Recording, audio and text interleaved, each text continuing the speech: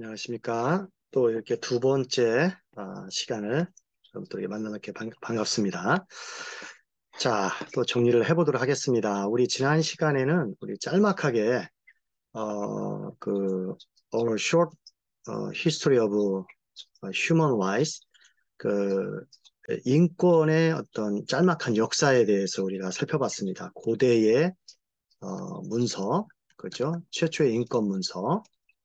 그죠? 요거를 한번 봤었죠? 그 다음에 이제 13세기에 이제 마그나 카르타 요 문서를 이제 우리가 잠깐 살펴봤고, 그 다음에 이제 17세기, 뭐 16세기, 17세기, 18세기 이제 근대 시대에 이런 어떤 지위에 걸맞는 어떤 권리들이 결국에는 인간 누구나 갖고 있는 보편적이고 객관적인 어떤 natural right, 그죠? 신분에 이제 무관하게 누구나 인간이라면 갖고 있다는 그런 자연권에 대해서 이야기한 학자들이 있었다라고 했었죠. 존 옵스라든가 그 다음에 존 로크, 그죠?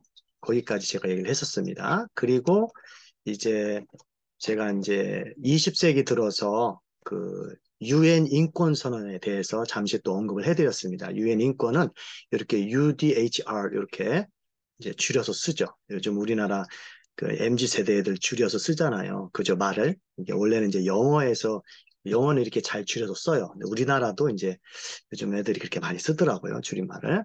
그래서 이제 여기 Universal Declaration of Human Rights의 줄임말로 DHIR이라고 합니다. 그래서 이 인권선이 1948년에 이제 어, 이렇게 선언이 됐죠. 그래서 지난 시간에 얘기했듯이 모든 인간은 결국에는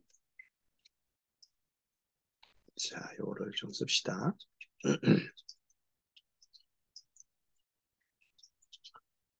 그래서 모든 인간이라는 것은 결국에는 어, 정당하게 가질 수 있는 어떤 권리들이 있다는 거죠. 왜냐하면 그들이 인간이기 때문에. 그죠? 그래서 이런 인권선언을 한 30개 아티클을 이제 발표를 하죠. 그죠?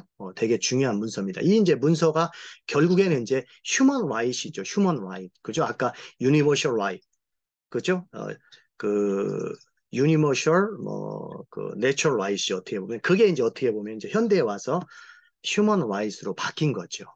그죠? 그래서 그 명목이 이제 이게 되게 여러분들이 아마 상식적으로 많이 알고 있을 거예요. 여기 이제 유엔 인권선언이 얼마나 중요한지, 그죠?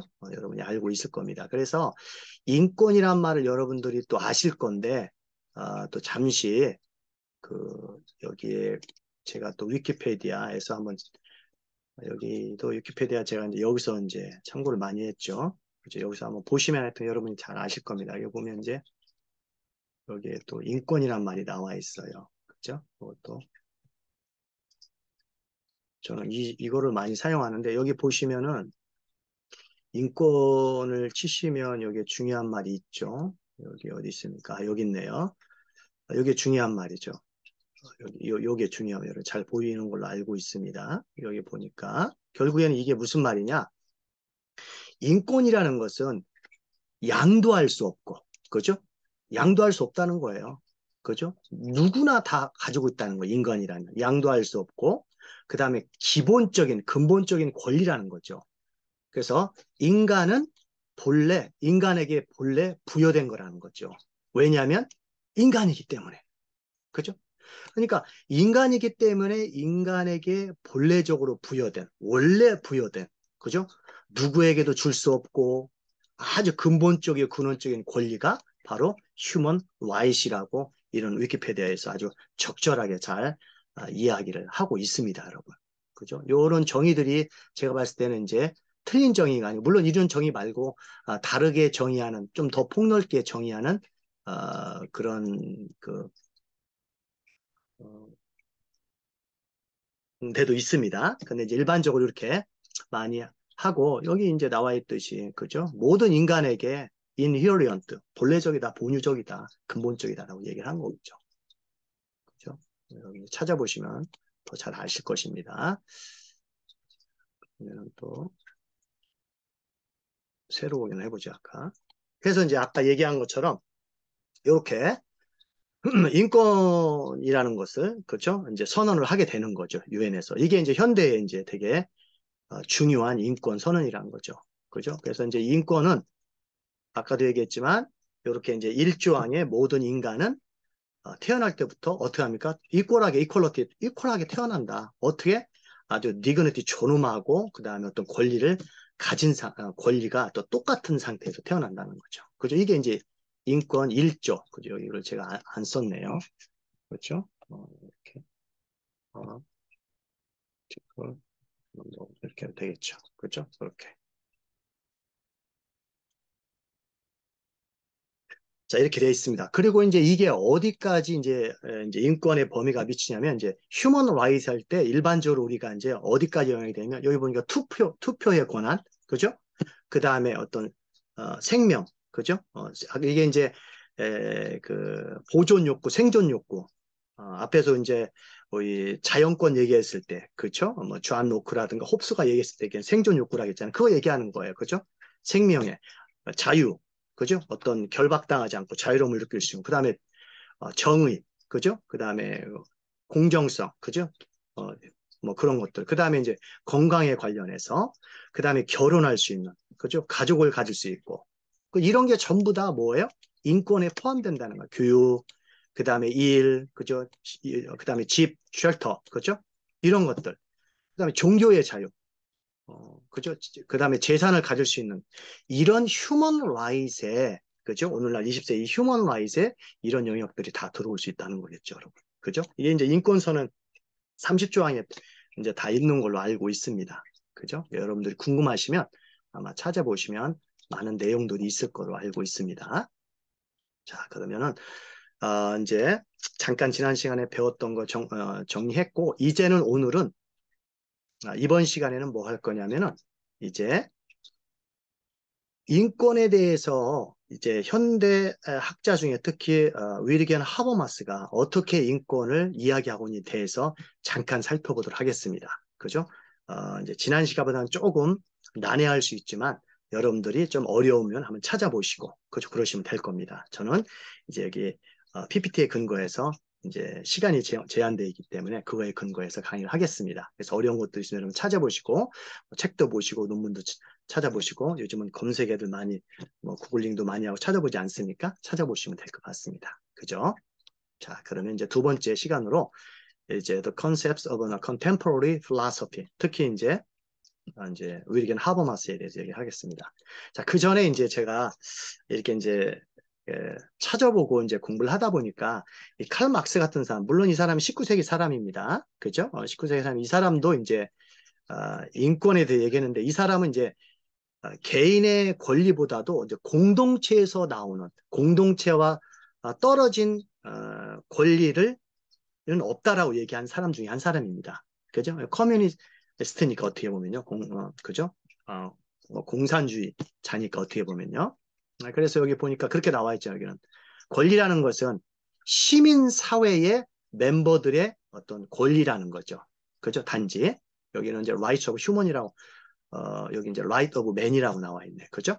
그래서 우리는 소위 인간의 권리가 단지 뭡니까? 시민사회 멤버들의 권리이다. 즉, 뭡니까? 어, 여기 나오죠. 공동체에서 나오는, 아니면 다른 인간에서 나오는 것과 따로 떨어진, 그죠? 인간의 권리다라고 얘기를 하고 있는 거겠죠. 그죠? 이렇게 이제 또 이야기하는 사람이 있고, 그 다음에 이제 이분은 이제 존 롤스인데, 이분은 여러분들이 아시는 분도 있을 거예요. 그렇죠? 여기 보니까 이분도 이제 뭐라고 얘기하냐면 이분은 이제 휴먼 라이트를 이제 저스티스하고 관련해서 이제 이야기를 하시더라고요. 보니까요. 그래서 인간의 휴먼 라이트는 단순히 어떤 특정한 철학적인 결과물도 아니고 또 그 이제 다른 사람들 사이에서 하나의 방식도 아니라는 거예요. 세계를 바라보는. 그러니까 어떤 다른 사람들 사이에서 세계를 바라보는 하나의 방식도 아니라는 거예요. 인권이라는 것은. 그리고 그 인권이라는 것은 어떤 서양 세계에서만 있었던 어떤 문화적인 전통과 연결된 것도 아니라고 합니다. 비록 그것이 뭐예요? 이제 맨 먼저 이제 서양 사회에서 형성된 전통 내에 있음에도 불구하고 반드시 서양에서만 문화적 전통과 연결되는 것은 아니라고 이제 이야기를 합니다. 그죠? 그럼 뭐냐? Human rights은 the definition of justice, 정의, 그죠? 이 definition은 말 규정, 정의죠. 말 그대로 정의. 여기 뒤에 정의는 이제 justice 얘기하는 거죠. 정의를 규정하는 것부터 나올 수 있다는 거겠죠. 그죠? 그러니까 정의를 근거해서 이 사람은 이제 human rights를 이제 이야기하려고 했던 사람입니다. 그죠? 이 사람은 현대 사람이니까. 자, 본격적으로 그러면 오늘 할 사람은 윌리엄 하버마스입니다. 이 사람은 상당히 우리나라에도 왔었던 분입니다. 그죠? 왔었던 분이고, 지금 아마 살아계신 걸로 알고 있는데, 제가 알기는 정확하게는 모르겠습니다. 여튼, 이분은 이제, 제가 한번 보세요, 눈으로. 자, 보셨죠? 자, 이 사람이 쓴 책 중에서 의사소통의 행위율이라는 것이 되게 유명합니다. 그죠? 그러니까 이 사람은 이제, 그, 자유민주주의 사회에서 어떤 갈등 관계가 있을 때, 어떤 다툼이 있을 때, 그죠? 어떤 의견이 부딪힐 때, 어떤 식으로 해야 인간이 합리적으로 살아갈 수 있는가? 그죠? 그게 이제 결국엔 대화라는 거죠. 합리적 의사소통의 능력을 갖고 있는 인간이 그걸 잘 발휘해야 된다고 얘기를 한 사람입니다. 그래서 의사소통의 행위 이론 되게 중요합니다. 그죠? 이런 책을 썼고, 그 다음에 이제 오늘 제가 주로 다룰 책은 이겁니다. 사실성과 타당성이라는 이 책을 위주로 여기에서 얘기하는 이 사람의 이제 인권이 뭐고 또 인권의 의미를 어떻게 다루고 있는지를 제가 중점적으로 이야기를 하도록 하겠습니다. 그죠? 그러면서 이제 혹시 이 사람의 이제 인간은 합리적인 의사소통의 능력이 있다. 그게 무엇인지를 또 중간에 잠깐 또 설명하도록 하겠습니다. 됐죠, 여러분? 그래서 되게 유명한 사람입니다. 그죠? 그래서 한번 궁금한 친구들은 한번 찾아보시면 될 것 같습니다. 자, 윌리엄 하버마스는 인권의 이중성에 대해서 이야기를 하고 있습니다, 여러분.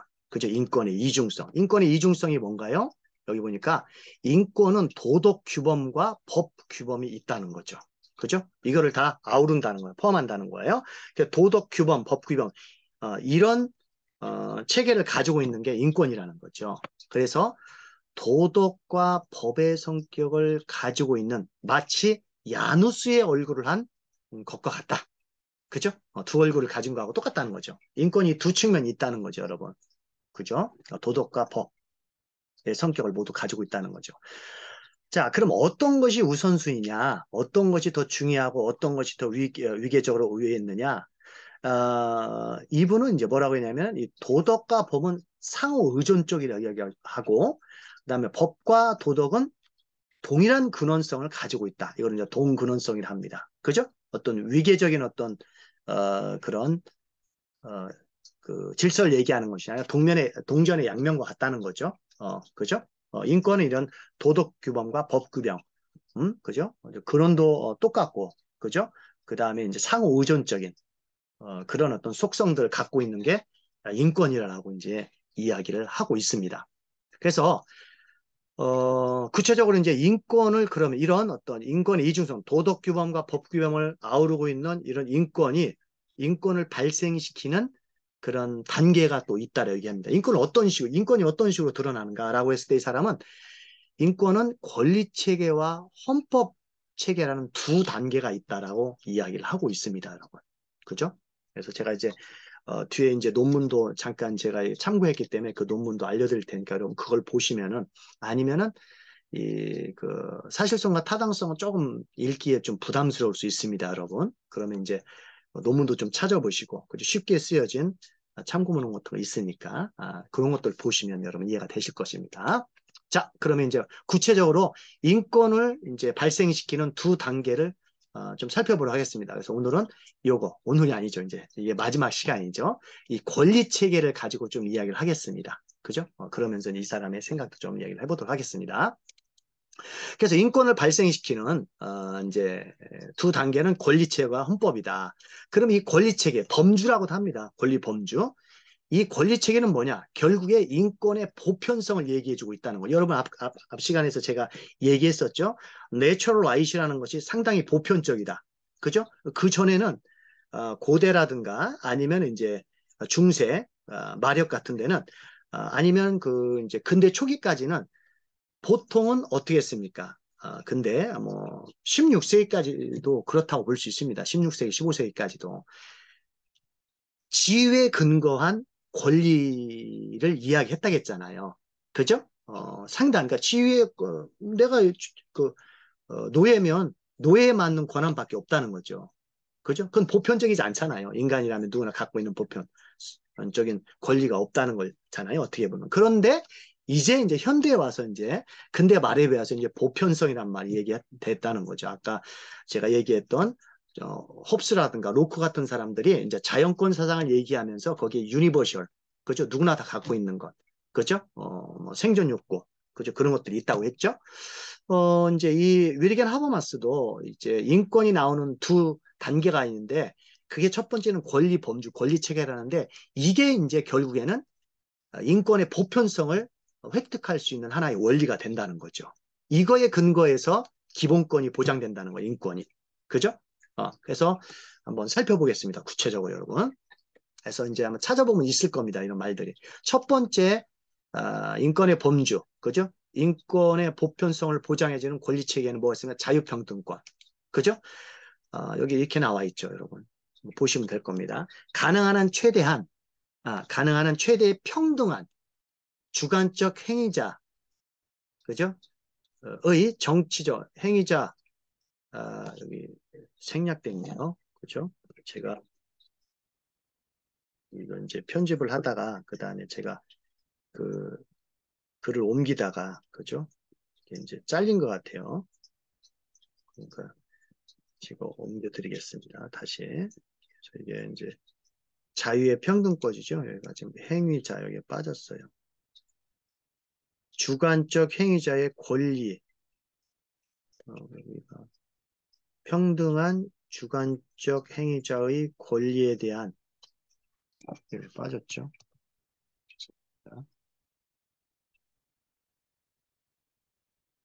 권리에 대한 그렇죠?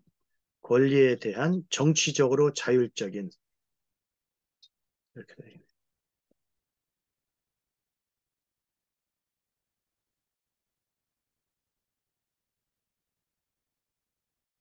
자, 정치적으로 자율적인 이게 만들어지는 거죠. 조형은 여기서부터 만들어지는 것부터 생겨나는 뭡니까? 기본권을 얘기합니다. 말이 좀 어려울 수 있죠, 여러분? 그러니까 자유평등권, 쉽게 하면 평등권입니다. 그죠? 자, 그래서 이런 어떤 기본적인 이제 자유평등권이 있고 권리 체계에는 그 다음에 두 번째는 구성원권이라는 게 있습니다, 여러분. 구성원권. 법적 동료들의 자유의지적 연합체 속에서 그 구성원의 지위에 대한 정치적이고 자율적인 뭡니까? 조형으로부터 생겨난 기본권입니다. 이해됩니까? 말이 좀 어렵죠? 그러니까 구성원권입니다. 쉽게 얘기하면. 그죠? 잘 알아두세요, 여러분. 이거 이제 이런 걸 가지고 여러분들이 이제 좀 더 뭐 글을 만든다든가 아니면 자기 생각을 만들 때 이제 윌리엄 하버마스의 생각이 어떤지를 구성해 볼 때 이런 걸 가지고 한번 글을 써도 괜찮겠죠. 여하튼 권리 체계에는 자유평등권이 있고 구성원권이 있습니다. 그죠? 정치적으로 자율적인 데서부터 만들어내는 생겨나는 기본권이라고 볼 수가 있겠죠. 그죠? 자, 그 다음에 내용이 좀 있기 때문에 시간은 빨리빨리 하겠습니다. 그 다음에 이제 세 번째는 소송권이라는 게 있습니다. 여러분, 소송권. 권리의 소송 가능성은 어떤가? 여러분이 권리를 누리기 위해서 법적으로 소송할 수 있잖아요. 쉽게 말하면. 그리고 개인적 권리 보호에 대한 정치적이고 자율적인 조건으로부터 생겨나는 기본권이라는 거겠죠. 그죠? 그러니까 자기가 권리를 주장해서 소송할 수 있잖아요. 그죠? 그다음에 자기의 권리를 보장하기 위해서, 그죠? 정치적인 건 아니면 자율적인 건 그런 것들로부터 이제 나올 수 있는 기본권을 얘기하는 거죠. 그죠? 이런 것들이 결국에는 이제 인권을 나올 수 있는, 그죠? 이런 것들을 기본으로 해야 이게 인권이 되고 이게 기본권이 된다는 거죠. 이제 이거를 통해서 어떻게 보면 이제 헌법이 또 만들어진다고 이따가 얘기를 합니다. 그 다음에 정치적인 기본권이 있죠. 시민들의 정치적 자율성이 행사되고 정당한 법이 산출되는 의견이 형성되고 그 다음에 자기의 의지 형성, 그죠? 과정에서, 그죠? 과정에서 어떻게 된다는 겁니까? 그 시민들이 동등하게 띄어쓰기도 참여할 수 있는 기본권이라는 거죠. 그죠? 이해되십니까, 여러분? 어? 정치적 기본권 이것도 있어야 이제 휴먼 라이트이 있다고 볼 수가 있는 거죠. 그죠? 됐죠, 여러분? 그다음에 자, 그다음에 이제 마지막으로 다섯 번째. 그죠? 주어진 상황에서 그죠? 1번과 4번까지 언급한 시민적 권리를 동등한 기회를 갖고 그죠? 사용하는 데 필요한 정도로 사회적이고 기술적이고 생태적으로 보장되는 생활 조건을 얘기하는 겁니다. 그죠? 맞은 거니까 이걸 생활권이라고 합니다. 여러분이 삶을 살아가는데 기본적으로 필요한 어떤 생활 보장권이라고도 얘기를 하고 있죠, 여러분. 그죠? 되게 중요한 거죠. 그러니까 제가 봤을 때는 저희한테는 이게 더 중요해요. 그죠? 그래서 이따가 얘기하겠지만. 자, 그래서 이런 1번, 2번, 3번, 5번이 결국에는 인권 목록이 돼야 된다. 라고 얘기를 하는 겁니다, 여러분. 그죠? 이 인권 목록 5번까지가 어떻게 보면 인권을 만들어내는 범주고 권리 체계라고 이제 우리가 하버마스는 얘기를 하고 있는 거죠. 그리고 이 범주가 이제 헌법에서 기본권으로 이제 만들어질 때 인권 목록에 포함이 된다는 거예요. 쉽게 얘기하면 기본권으로서. 그죠?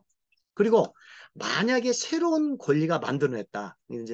이제 공동체가 아니면 사회가 시간이 바뀌고 역사가 이제 흐르면서 새로운 시대가 왔을 때 새로운 권리들이 이제 필요하게 됐다. 그랬을 때, 그죠? 새로운 권리를 이제 만들게 될 때 위에 있는 권리 체계가 토대가 된다는 거예요. 그죠? 좀 전에 얘기했던 지금 권리 체계 5개가 있다고 했잖아요, 여러분. 그거에 근거해서 이제 새로운 권리들이 이제 구성이 된다는 겁니다. 이해되시죠, 여러분? 그렇게 여러분이 이해하시면 될 것 같습니다. 자, 그리고 이제 요거를 좀 더 이제 구체적으로 한번 얘기해 봅시다. 그러면 1번서부터 5번까지의 이런 인권의 두 체계, 그죠? 인권을 발생시키는 아까 얘기했지 않습니까, 여러분? 두 단계가 이제 권리체계와 헌법이라고 했지 않습니까, 여러분? 그죠? 그러면 이제 권리체계를 얘기할 때 5개로 얘기했었습니다. 범주를. 그럼 이 5개의 범주 중에서, 그죠? 어디 갔습니까? 그죠? 이 5개의 범주가 있는데, 그럼 어떤 게 먼저고, 어떤 게, 뒤에 있는 것인가? 그죠? 뭐 위계가 있는가? 아니면 어떤 게 우선시 돼야 되냐? 뭐 그런 얘기가 나올 수 있잖아요, 여러분. 그래서 이제 유리겐 하우스는 이 권리 체계의 우선성에 대해서 얘기하는데 1번 같은 거는 이제 사적 자율성입니다. 사적 자율성. 왜냐하면은 이게 이제 이 5개의 범주에서 사적인 자율성에 들어가는 것이 결국에는 뭡니까? 1번, 3번까지의 기본권은 사적 자율성을 통해 또 이렇게 됐습니다. 각 개인의 사적 경험을 보장하는 법 코드 자체로부터 나오는 기본권이다. 그러니까 이제 그 1번부터 3번까지는 아까 이제 권리체계 얘기했으면 그건 이제 사적 자율성에 들어가는 건데 권리체계 우선성으로 분리했을 때는 1번부터 3번까지는 자유권 범주라고 이렇게 얘기를 합니다. 자유권. 그죠? 좀 복잡할 수 있죠? 일단 그렇게 얘기하시면 될 것 같습니다. 그 다음에 이제 두 번째로는 이제 참여권 범주라는 게 있어요. 참여권 범주는 이제 공적 자율성에 들어가는 거예요. 왜냐하면 정치에 참여하는 거니까 개인적인 일은 아니잖아요. 그래서 이제 이거는 4번이 이제 어떻게 보면 참여권 범주에 들어가는데 이거는 공적 자율성을 얘기하고 있다는 거죠. 이해되시죠, 여러분? 그래서 사회 정치적 기본권이 추가할 때 비로소 법의 수신자가 입법적 역할까지 담당할 수 있게 된다. 즉 공적 자율성, 정치적 자율성을 확립하는 기본권이 성립되므로 이 단계에서는 의사소통적 자유를 정치적으로 활용할 수 있는 평등한 기회를 보장하는 제도가 요구된다. 사적 영역을 보장하는 법 코드 자체로부터 나오는 기본권이다. 그죠? 아까 사적 영역이 있다고 했죠. 1번서부터 3번까지. 이거를 보장하는 법 코드 자체로부터 나오는 기본권이라는 거겠죠. 그죠? 여기서 보니까 이 사람이 주로 사용하는 의사소통적 자유. 이게 담론적 소통이라고 하는데 이게 되게 중요한 겁니다. 그죠? 그러니까 인간한테는 이제 합리적으로 의사소통할 수 있는 능력이 있다는 거예요. 그죠? 그거를 이제 발휘를 해야 된다는 거죠. 좀 이따 얘기하겠습니다. 그거는. 자, 이런 어떤 1번과 2번, 그죠? 있다는 거죠. 그 위계적 질서로 봤을 때는 우선성에 봤을 때 이런 사적 자율성에 아까 얘기했던 권리체계 1번서부터 3번까지 있고 자유권 문제에 속하죠. 그 다음에 이제 공적 자율성에는 4번인데 이건 참여권 범죄에 속한다는 거죠. 그죠? 그 다음에 이제 마지막으로 생활권 범주가 있다는 거죠. 자, 생활권 범죄는 아까 뭐라 했습니까? 5번이라고 했죠. 이게 여기에 들어가는 거예요. 5번은 일종의 사회복지에 관한 권리이며 1에서 4까지 기본권, 그죠? 1에서 4까지의 기본권을 제대로 보장해서 반드시 필요한 권리들이 여기에 속한다. 그러니까 1에서 4번이 존재하기 위해서는 마지막에 있는 이 생활권 범주가 필수적이 된다는 거예요. 기본적으로 돼야 된다는 거예요. 마지막에 있지만. 이해되십니까? 그래서 발생학적으로 뭐가 더 우선시 됐느냐, 뭐가 더 먼저 나왔느냐. 그죠? 아까 그 이제 1번부터 5번을 위계적으로 나눴을 때에 뭡니까? 어디 갔습니까? 이제 자유권 범주, 그 다음에 참여권 범주, 그 다음에 생활권 범주인데 이제 뭐가 더 먼저 나왔을까 했을 때는 1번이 먼저이고 2번이 그 뭡니까? 뒤에 있는 것 같지만 그죠? 그래서 하지만 우열은 아니라는 거죠. 그죠? 그래서 이것도 틀렸네요. 공근원적. 공근원적. 아까 여러분 그 얘기했었잖아요. 그 인권의 이중성을 얘기할 때 도덕과 법체계 두 양면성이 이제 우열을 가리지 않고 서로 동근원적이고 뭡니까? 그 상호 의존적이다. 그거가 똑같은 거예요. 그죠? 그래서 동근원적이고 상호 의존적이라는 거죠. 그래서 3번은 오히려 생활권 범주는 1, 2번을 구현하기 위한 필수적인 가능 조건이라는 거예요. 상당히 중요한 말입니다, 이게. 그렇죠? 그러니까 우리가 얘기했던 아까 이제 사적 자유성, 공적 자유성이 상당히 중요해요, 여러분. 인권으로서. 그런데 그거를 가능하게 하는 필수 가능 조건이 이 생활권 범주라는 거예요. 우리가 봤을 때 이게 별거 아닌 것 같지만. 그래서 1, 2번을 통합하는 권리 체계를 구성하기 위해서 3번이 토대가 된다는 거예요. 이해되시죠, 여러분? 이거에 대한 예로 여성의 공적 권리에 대해서 이제 윌리겐 하버마스가 아까 사실성과 타당성이니까 뭐 거기서 이제 얘기하는 걸로 알고 있습니다. 그래서 일반적으로 여러분 이제 여성들이 그죠? 사회에서 이제 차별을 많이 받지 않습니까, 여러분? 그 공적 영역에서 뭐 옛날 같으면 뭐 20세기 초반까지도 유럽 같은 데서도 이제 여성의 참정권이 부여됐잖아요, 여러분. 그죠? 공적 자리에서 쉽게 하면 공론장이죠. 뭐 우리가 하버마사 얘기하는 public sphere, 독일어는 Öffentlichkeit. 그런 어떤 공적 영역에서 여성의 목소리를 내기가 힘들었잖아요. 아니면 여성의 참여권을 보장하기 힘들었잖아요. 그죠? 그랬단 말이에요. 그게 결국에는 이 생활권 범주가 아니고 뭡니까? 이 사적 자율성, 자유권 범주라든가 그 다음에 이런 참여권 범주의 여성들이 뭡니까? 이제 어디 갔습니까? 여성들이 대우를 제대로 못 받았다는 거죠. 이해되십니까? 이제 그래서 여성의 공적 권리에 이제 대해서 이제 예를 들고 있어요. 이 윌리겐 하버마스가. 그죠? 여성의 권리를 예를 들면서 이 3번 범주, 그죠? 이 3번 범주가 오히려 1, 2번 범주의 토대가 될 수 있다는 걸 예를 들고 있습니다. 그죠? 그래서 이 생활권 범주가 보장이 돼야 아까 얘기했던 참여권이라든가 그 다음에 사적 영역에 있는 이런 자유권 범주도 보장이 될 수 있다라고 이제 여성의 공적 권리에 대해서 이해를 들고 있는 겁니다, 여러분. 그게 뭔지는 한번 여러분 찾아보십시오. 그죠? 그래서 여성의 권리가 왜 중요한지 이제 생활권을 근거로 해서 파악을 하면 그 1, 2번을 더 균형감과 있게 여성의 권리로서 인정해 줄 수 있다는 거죠. 그죠? 그렇게 얘기를 하고 있습니다. 그래서 그 성별 불평등 같은 거 있잖아요. 쉽게 얘기하면 이런 것들 포함한 모든 시민들이 자유권과 참여권을 동등하게 누릴 수 있는 방향으로 나아갈 수 있다는 거예요. 이 생활권을 토대로 생각하면 오히려 아까 얘기했던 사적 자율권과 공적 자율권을 어떻게 합니까? 이제 누릴 수 있다는 거겠죠. 그죠? 쉽게 얘기하면 이 3번 영역을 안 중요하다는 게 아니에요. 이 3번 영역을 근거로 해가지고 여성의 공적 영역을 더 부각시킬 수 있다는 거예요, 여러분. 그죠? 그 얘기를 여성의 이제 공적 권리로 예를 들고 있습니다. 그죠? 그래서 이제 이 위리겐 하버마스가 왜 그러느냐? 아까 얘기했잖아요. 오펜들리 카이 퍼블릭 스피어 이런 어떤 공적인 자리에서 공론장에서 그죠? 이 공론장이 뭐냐? 위리겐 하버마스 얘기를 들으면 민주적인 또 틀렸네요.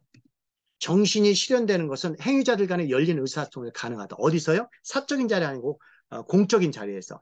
이런 퍼블릭 스피어, 어펜들리 카이트라는 이런 공적인 자리에서 어떤 이제 아까 얘기했지만 그런 어떤 그 비장애인 아니면 자본가 아니면 백인 아니면 남성 아니면 권력가에 대해서 여러분 이런 사람들과 그렇지 않은 사람들이 이렇게 경계가 구분된다고 했잖아요.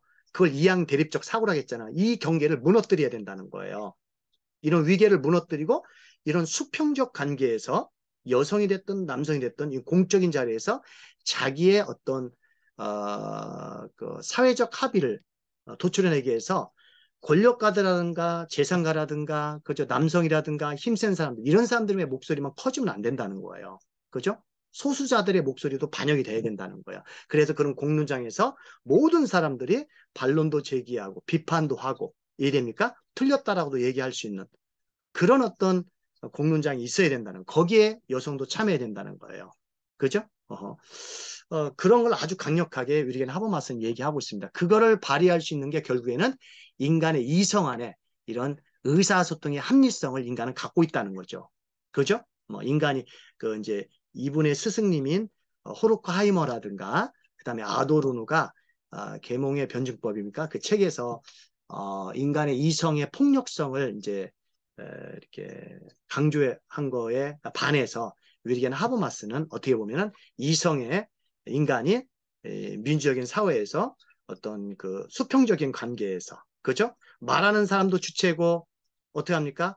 어, 화자도 주체고 청자도 주체가 된다는 거예요. 일반적으로 우리가 화자들이 이제 권력가라고 볼 수가 있지 않습니까? 우리가 교수자와 학습자가 있으면 교수자가 보통 권력하잖아요. 교수의 말을 들어야 되니까. 그런 건 아니라는 거예요.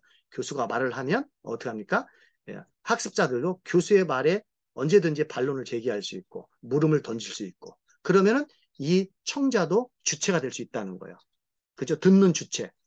화자는 말하는 주체. 그거를 intersubjectivity를 합니다. 상호 주체성. 그죠? 그러니까 이거는 뭐 사회적 신분에 따라서 이런 어떤 그 주체가 정해지는 건 아니라는 거죠. 이런 어떤 원리에서 위계가 아니고 수평적 관계에서 합리적 의사소통을 발휘하는 거죠. 어떤 자리에서요? 공론장에서 그렇다는 거죠. 그죠? 그런 사회가 이제 위리겐 하버마스에게는 해방된 사회라고 보는 거죠. 쉽게 얘기하면. 그죠? 그렇게 얘기를 하고 있습니다. 자, 그럼 정리하겠습니다. 자, 이번 시간에는 우리가 조금 난해할 수 있지만 현대 철학자 중에서 위리겐 하버마스가 인권을 어떤 식으로 얘기했는지에 대해서 좀 구체적으로 살펴봤습니다. 그죠? 그래서 인권의 이중성을 잠깐 살펴보고 인권이 만들어지는 두 체계가 있다고 했잖아요. 그게 이제 권리 체계인데 그 권리 체계 중심으로 제가 휴먼 라이트를 살펴봤고 그 다음에 헌법입니다. 헌법. 그리고 마지막으로 이거. 그래서 이제 아까 얘기했잖아요. 권리 체계가 어떻게 하면은 이제 기본권이라고 했어요. 그게 있어야 이제 헌법이 만들어진다는 거예요. 그래서 권리 체계를 해석한 결과물이 결국엔 헌법이다.